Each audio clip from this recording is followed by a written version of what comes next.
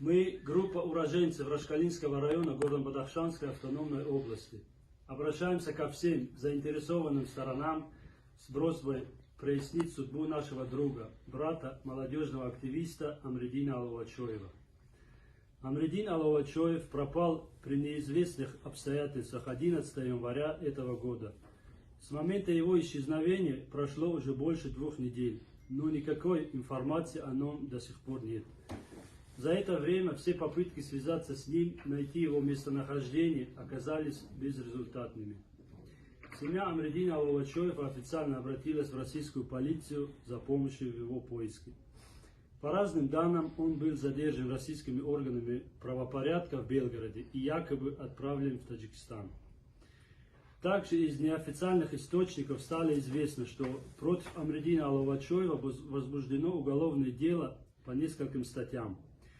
Между тем, власти никаких официальных комментариев по поводу его задержания и предъявленных ему обвинений пока не давали. Мы призываем власти Таджикистана ответить на наше обращение и прояснить ситуацию, дать наконец-то точный ответ, где находится наш друг и брат.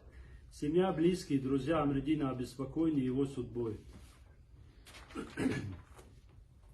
Спортсмен, общественный активист Амредин Аловачоев общественный деятель благодаря своей активной гражданской позиции и помощи соотечественникам в России.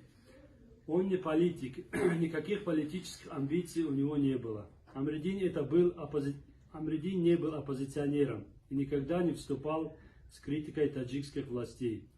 Этот человек проехал в Россию в 90-е годы, так же как и десятки тысяч его соотечественников. Прошел весь сложный путь адаптации в чужой стране. Столкнулся со многими трудностями.